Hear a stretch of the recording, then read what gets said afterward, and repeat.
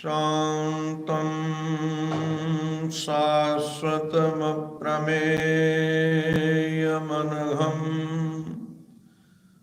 निर्वाणशान्तिप्रदं ब्रह्मा शम्भुफणेन्द्रसेव्यमनिशम् वेदान्तवेद्यं विभुं रामाख्यं जगदीश्वरं सुरगुरुं मायामनुष्यं हरिं वन्देऽहं करुणाकरं रघुवरं भूपालचूडामणिं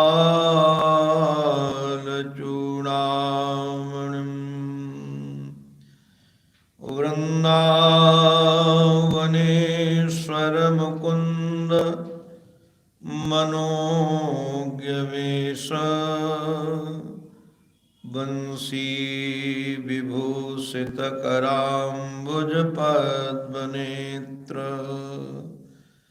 विश्वेशकेशवव्रजोत्सवभक्तिवस्य देवेश पाण्डवपते मम देहि दास्यम्। ॐ नमः श्री परमहंसास्वादित चरणकमलचिन्मकरन्दाय भक्तजनमानसनिवासाय श्रीरामचन्द्राय विश्वसर्गविसर्गादि नवलक्षणलक्षितं श्रीकृष्णाख्यं परं धाम जगद्धाम नमामि तत्। सद्गुरुं सद्गुणाधारं ध्यानगम्यं निरञ्जनम् अखण्डानन्दपादं वै भूयो भूयो नमाम्यहम्। भूयो भूयो नमाम्यहम्। नमो महद्भ्यो ब्राह्मणेभ्यो सर्वेभ्यो नमो नमः। श्रीमन्नारायण नारायण नारायण श्रीमन्नारायण श्रीमन्नारायण नारायण नारायण श्रीमन्नारायण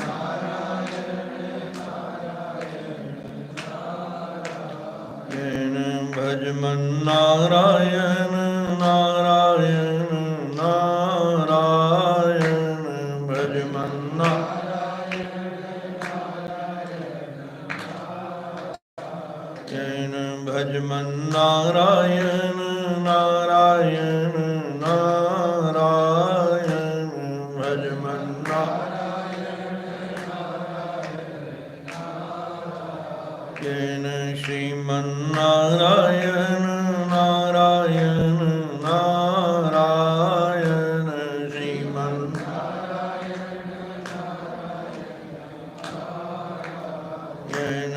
श्रीमन्नारायण नारायण नारायण श्रीमन्नारायण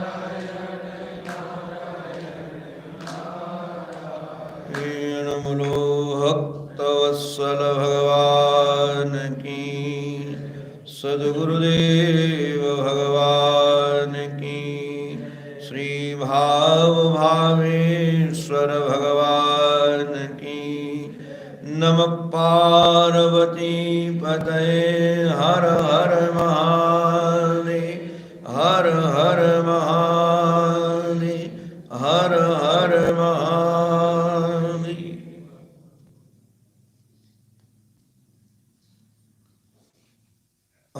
सनातन धर्म की एक अद्भुत परंपरा और गुणग्राहिता। यहां नीतिकार कहते हैं बालादपि सुभाषितम। बालक भी यदि युक्ति युक्त, नीतिपूर्ण और जीवनोपयोगी बात कहे तो उसे स्वीकार करना चाहिए। अभी हम सब वाल्मीकि रामायण का श्रवण कर रहे थे पूज्य स्वामी जी महाराज से। भगवान श्री राघवेंद्र सरकार जो साक्षात ज्ञान स्वरूप हैं, किंतु उनका लघु भ्राता उनके शोक की निवृत्ति के उद्देश्य से जो कुछ कथन करते हैं, बात कहते हैं, ये नहीं कि हमारा छोटा भाई है इसलिए स्वीकार करने योग्य नहीं है, उसको सहर्ष स्वीकार करते हैं। और भी यदि रसीली बात देखी जाए तो इस प्रसंग से पता चलती है अत्रि और अनुसुईया से उत्पन्न होने वाले भगवान श्री दत्तात्रेय जी महाराज, अवधूत श्री दत्तात्रेय जी महाराज, इनको तो सामने वाला प्रवचन भी नहीं करता है, सामने वाला बोलता भी नहीं है कि तुम ये करो,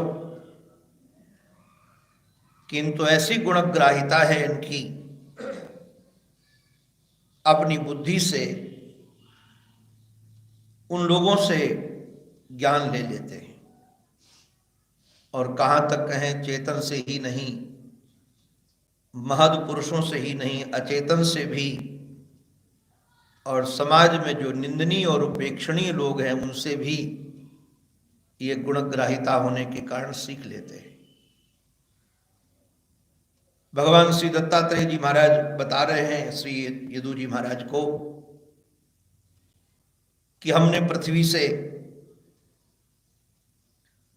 धैर्य सीखा और क्षमा सीखी, पृथ्वी के ही भाग पहाड़ों से उपकार सीखा कि जो अपने पास में हो उसको दूसरों को देकर ही प्रसन्न होना चाहिए। केवल अपना पेट तो पशु भी भर लेता है। अयम निज परो वेति गणना लघु चेतसाम उदार चरिताणाम तो वसुधैव कुटुंबकम। ये मेरा है, ये तेरा है, ये केवल मेरे भोग के लिए है, ये केवल तेरे भोग के लिए है। कई लोग कहते हैं धन हमने परिश्रम से कमाया है, क्या तेरे लिए कमाया है? इसका उपयोग मैं नहीं करूंगा तो तू कैसे कर सकता है? मैं ही करूंगा। पहाड़ों से जो भी उत्पन्न होता है सब परोपकार के लिए ही होता है। वृक्षों से शिक्षा ली, वृक्ष पृथ्वी के ही अंश हैं, उनसे उत्पन्न होने वाले हैं। उनसे शिक्षा क्या ली? उनसे शिक्षा ये ली, नाग शिष्य परात्मताम। उन वृक्षों के शिष्य बनकर के सीखा कि वृक्ष अपने लिए कोई उद्योग नहीं करते। महर्षि ने कहा कि वह पानी पीने के लिए कहीं नदी किनारे नहीं जाते, जहां जो मिल गया, जैसे मिल गया, मिला तो प्रसन्न है, न मिला तो प्रसन्न है। और आपको क्या कहें, वृक्षों का तो जीवन इतना उपकारी है। विष्णु पुराण में वर्णन है, भागवत में भी कई श्लोकों में भगवान श्री कृष्ण ने अपने सखाओं को निमित्त बना करके वृक्षों की विशेषताएं गाई है। और विष्णु पुराण में तो यहां तक वर्णन है, 10 कूप समवापी। यदि कोई 10 कुएं खुदवाए और 10 कुएं खुदवाने का जो फल होता है वह एक सरोवर बनवा दे तो मिल जाता है, क्योंकि कुएं से तो मनुष्य पानी पी पाता है और सरोवर से तो पशु पक्षी भी पानी पी लेते हैं। जंगली जानवर भी पहले तो जब वापी बनवाते थे, सरोवर बनवाते थे, उसमें पशु घाट भी रखते थे कि जंगली जानवर, हम लोगों के यहाँ दावन कुंड में भी देखा, और भी पुराने जितने कुंड हैं उसमें घाट पशुओं का घाट रहता है कि जो पशु हैं उनको सीढ़ी में उतरने का कष्ट न हो, ऐसी जगह से जाकर पानी पी ले। तो कूप से ज्यादा परोपकारी हुआ सरोवर, और 10 सरोवर खुदवाने का जो फल है वह समपुत्र, एक सत्पुत्र उत्पन्न कर दे, सदाचारी पुत्र उत्पन्न कर दे। मैं कई बार लोगों को कहता हूं कि जरूरी नहीं कि पुत्र महात्मा लाल वस्त्र पहन ले, उसमें साधुता है, सज्जनता है, वह दूसरों के लिए जीना सीखे। केवल अपने लिए जीना कोई थोड़ी जीना है। अपना पेट भर लिया तो क्या पेट भर लिया, वो तो कुत्ता भी पेट भर लेता है, सुअर भी भर लेता है, पक्षी भी अपने बच्चों का पेट भर लेते हैं बिना नौकरी किए।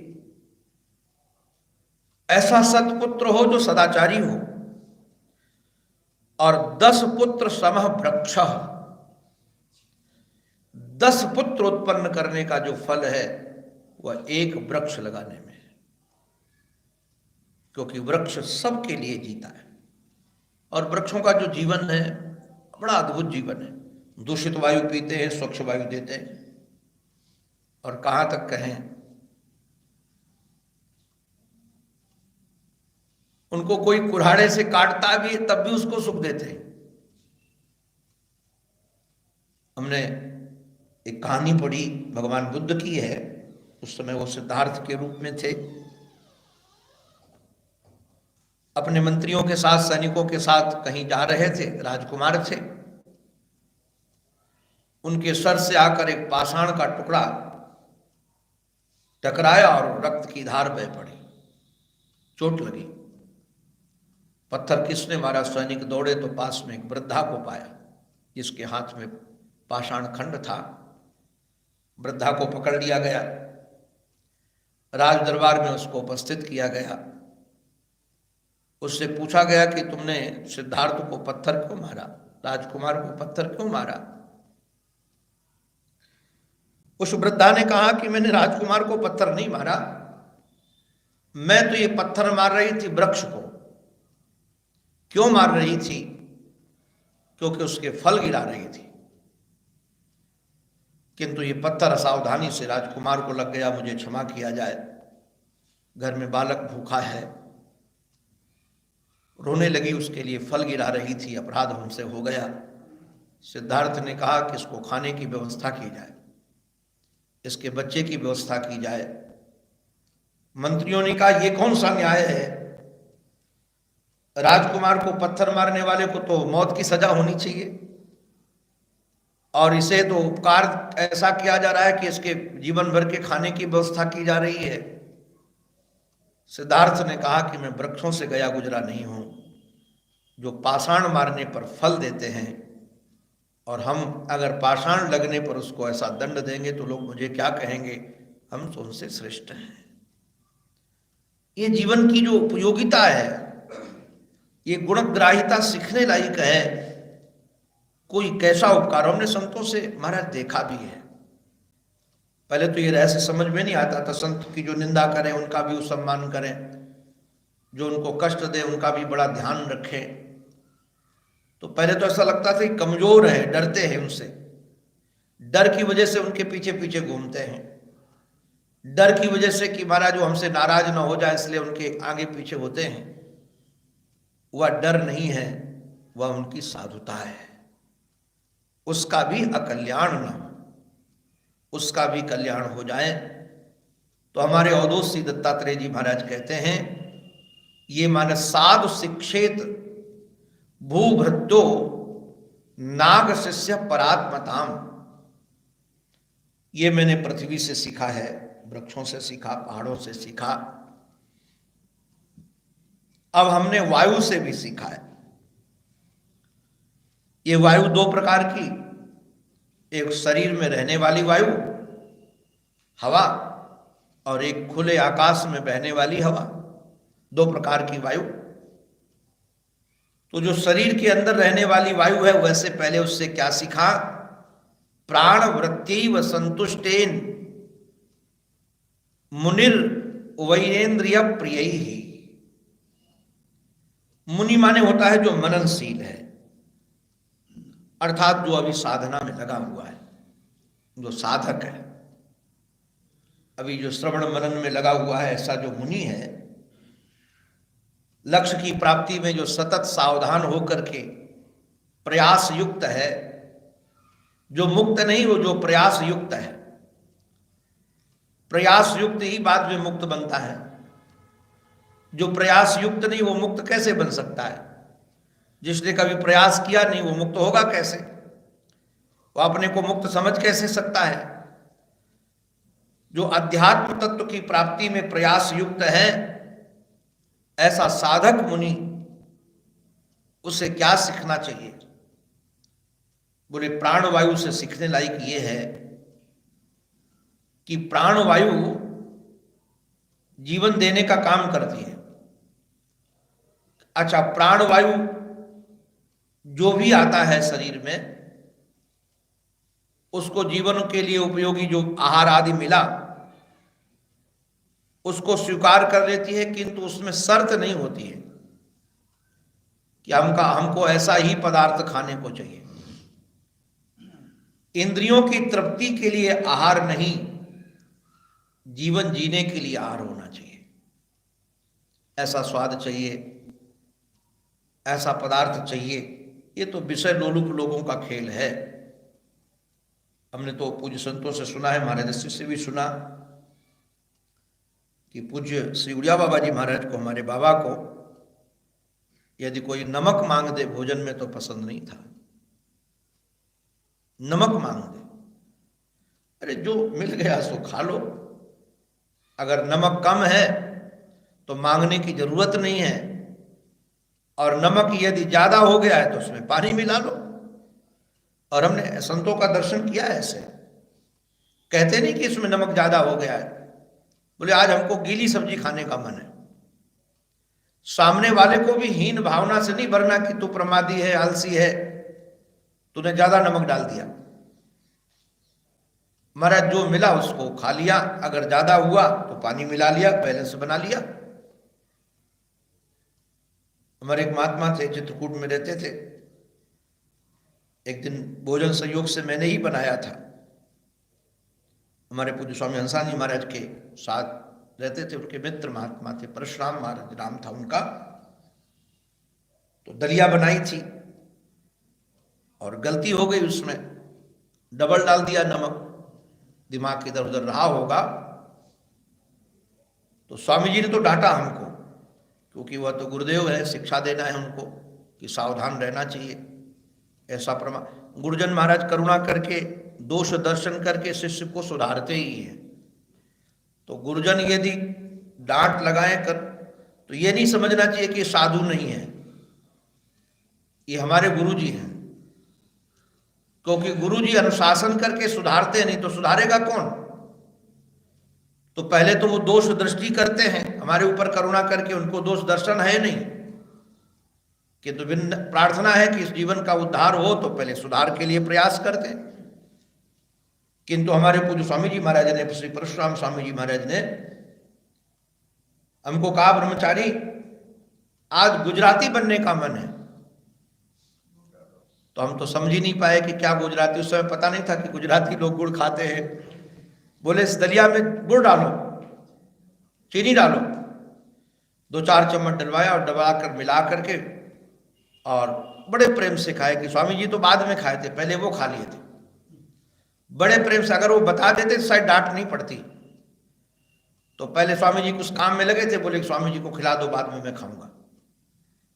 तो जैसे खाया, मिलाकर बड़े स्वाद से चाट चाट कर थाली खाए। बोले आज तो बहुत स्वाद आ रहा है।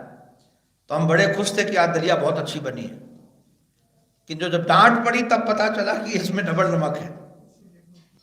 इसलिए उन्होंने गुड़ मांगा था। तो महापुरुष लोग दोष से भरते भी नहीं है और दोष दर्शन भी नहीं करते।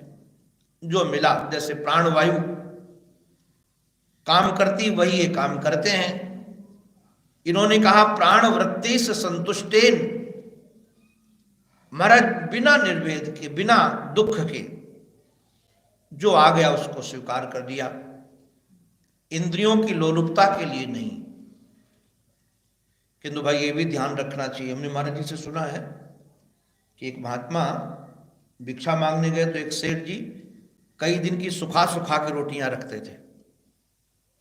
जो भिक्षा मांगता जाता था उसको वही देते थे। कहते थे महात्माओं को यही खाना चाहिए, महात्माओं को स्वाद का ध्यान नहीं देना चाहिए। ये विद्या महात्माओं में लगाने की जरूरत नहीं आपको कि महात्मा ऐसे करें, हम साधक हम ऐसा करें। वहां तो परमात्मा माना जाता, अतिथि देवो भव। हमारे यहां कोई भिक्षा लेने आया है और अपने गुरुजनों की सेवा तो इस प्रकार से करनी चाहिए। तुलसीदास जी महाराज कहते लखन राम जी की सेवा कैसे करते हैं?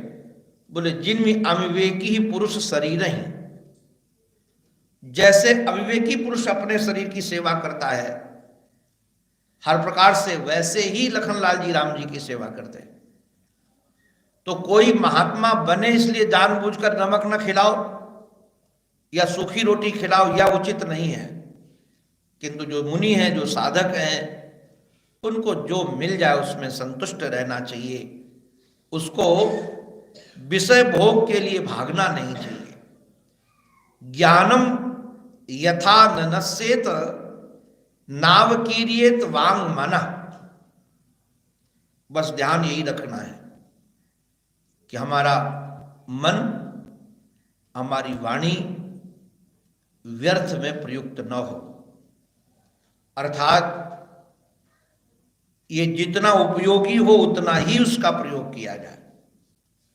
ये बहुत साव ज्ञानम यथा नश्येत, जिससे हमारा ज्ञान नष्ट न हो।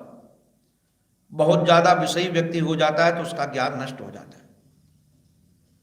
इसलिए आहार आदि पर बहुत ध्यान देना चाहिए। आहार शुद्धो सत्व शुद्धि, प्रयास पूर्वक यह बात ध्यान रखनी है कि विषय की मांग तो इंद्रियों की थी और है और रहेगी। ये बहिर्मुख हैं तो इनकी गुलामी हमारे जीवन में ना है। जीवन के उपयोगी के लिए भोजन तो चाहिए, पानी तो चाहिए, किंतु भोजन पानी इसको दिया जाए, भोजन दिया जाए, पानी दिया जाए, किंतु अमुक प्रकार का पानी चाहिए और अमुक प्रकार का भोजन चाहिए। ये नहीं जिससे शरीर स्वस्थ रहे, शरीर चलता रहे, वैसा ही चाहिए। ये तो अंदर रहने वाली वायु से सीखा। अब ये जो बाहर वायु महाराज बहती है उससे भी सीखने लायक है। उससे क्या सीखने लायक है? विषयेषु आविशन योगी नाना धर्मेषु सर्वतः गुण दोष व्यपेत आत्मा न विसज्जेत वायुवत। वायुवत, हवा के समान रहना सीखें। हवा के समान रहने का अभिप्राय क्या है? जैसे हवा को कई बार न चाहने के बाद भी शौचालय आदि में जाना पड़ता है, जाति मलयुक्त स्थान पर, किंतु वहां का जो गंध का ढोना है उसका, वह बहुत देर तक साथ नहीं रखती। और गंध जो है सचमुच में गंध वायु का दोष, वायु का गुण नहीं है। वायु का गुण तो एक न्यायकार कहते हैं स्पर्शवान वायु तत्र गंधवती पृथ्वी। ये जहां जहां गंध है वहां वहां पृथ्वी, चाहे सुगंध हो चाहे गंध हो। अब ये किसी कारण से वहां जाना भी हुआ तो उसके जीवन में महाराज वहां गंध लेकर फिर सदा वह गंधवान वायु नहीं रहती है कि आज जो गंधयुक्त वायु है कल भी गंधयुक्त ही रहेगी या दूसरे क्षण गंधयुक्त रहेगी। वो महाराज तुरंत उसका त्याग कर देती है, ऐसे सुगंध का त्याग कर देती है। किसी के रंग में न लगना, हमने देखा है कि चाहे कितनी बात अच्छी से अच्छी कोई बता दे, हमने कई महापुरुषों को देखा अच्छे से अच्छे जादू दिखा दे कोई, तो प्रभावित नहीं हुए। हमारे पूज्य स्वामी श्री शिवानंद जी महाराज की शताब्दी मनाई जा रही थी ऋषिकेश में, तो बड़े बड़े महात्मा आए थे। पूज्य पंडित जी महाराज की राम कथा भी थी, पूज्य डोंगरे जी महाराज की भागवत थी। तो अपने राम रोज जाते थे उस आयोजन में शाम को। तो एक दिन कोई विश्व का प्रसिद्ध जादूगर आया। अब जादूगर अलग अलग जादू दिखा रहा था, अपने बच्चे थे, बड़े प्रभावित हुए। किंतु हमारे साथ एक महात्मा जाते थे, रास्ते में आ रहे थे, रात्रि में देखकर तो हम बड़े प्रशंसा गा रहे थे उसके, अरे बड़ा जादूगर, बहुत देखो कैसे क्या दिखा दिया, लड़की पैदा कर दी, ये कर दिया, वो कर दिया। महात्मा धीरे से मुस्कुरा कर बोले, ब्रह्मचारी, जितना तू प्रभावित इस छोटे से जादूगर पर हो रहा है, इन जादूगरों का सरदार तो तुम्हारा ईश्वर है, उससे कभी प्रभावित हुआ क्या? उसके कभी गुण गाए तूने? कभी तुम्हारी उधर दृष्टि गई? ये छोटी सी लड़की पैदा कर दी, तेरे को लगता है कोई चमत्कार कर दिया, फूल मंगा दिए, चमत्कार कर दिए, इतनी बड़ी गंगा बह रही है, ये किसका चमत्कार है? फिर बाद में हंस करके बोले, किसी से ज्यादा प्रभावित नहीं होना चाहिए। प्रभावित होगे तो फिर उसी के गुण गाओगे। ये सब जादू का खेल है। वो छोटी जादू देख कर आए, ये संसार बड़ा जादू है। बोले, मैं तो तेरी प्रसन्नता के लिए गया था, वृद्ध महात्मा थे, तू चाहता था, मैं तो वहां बैठे बैठे बोर हो गया। अरे उसका तो बाप मैं हूं। मेरे से बोले, बाप मैं हूं। तो हमने कहा, महाराज जी आपको भी जादू आती है? अरे बोले, रोज जादू दिखाता हूं, किंतु ये है दिखाता मैं हूं और मैं ही देखता हूं। ये स्वप्न का जादू तो मैं ही दिखाता हूं, मैं ही बनाता हूं, मैं ही देखता हूं, मैं ही बनता हूं। ऐसे मस्ती में तो हमको महाराज, अब उस समय तो ये महत्व तो नहीं पता चलता था, अब पता चलता है कि संतजन जीते कैसे हैं। कहीं प्रभावित नहीं होना, ये ध्यान देने लायक है। गुण दोष विपेत आत्मा, किसी के न गुणों को देखकर प्रसन्न आत्मा हो और न दोष देखकर दुखी आत्मा बनो। कोई महाराज उसमें चोर देख लिया, दुखी हो गए, हाय हाय राम। अरे ये सब होता रहता है जी, इस संसार में कुछ असंभव नहीं है। न दोष से प्रभावित हो, गुणों से, न दोष से घृणावान बनो, दोनों से विपेतात्मा रहो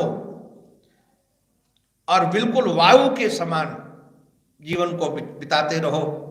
बाद में महाराज इन्होंने कहा कि हमने और भी शिक्षा ली है। किससे शिक्षा ली है? कहा, आकाश से भी शिक्षा ली है। वायु से शिक्षा ली, अग्नि से शिक्षा ली, आकाश से शिक्षा ली। इस अध्याय में वैसे तो 7 गुरुओं की चर्चा है, किंतु अब कल का शेष समय है, उसमें जितने गुरु हो जाएंगे उसकी चर्चा करेंगे। शेष पुनः कथा के वापस आकर के चर्चा की जाएगी। अंत में अपने आराध्य के पावन चरणों में हमारी यही प्रार्थना है, हमारी मति, हमारी रति, हमारी गति एकमात्र आराध्य के चरणों में बनी रहे। इसी प्रार्थना के साथ ये उनकी वाणी उन्हीं के पावन पवित्र चरणारविंदों में समर्पित। बोलो भक्तवत्सल भगवान की जय, सद्गुरुदेव भगवान की जय, श्री वृंदावन बिहारी लाल की जय। जय जय श्री राधे, जय जय श्री राधे, जय जय श्री राधे।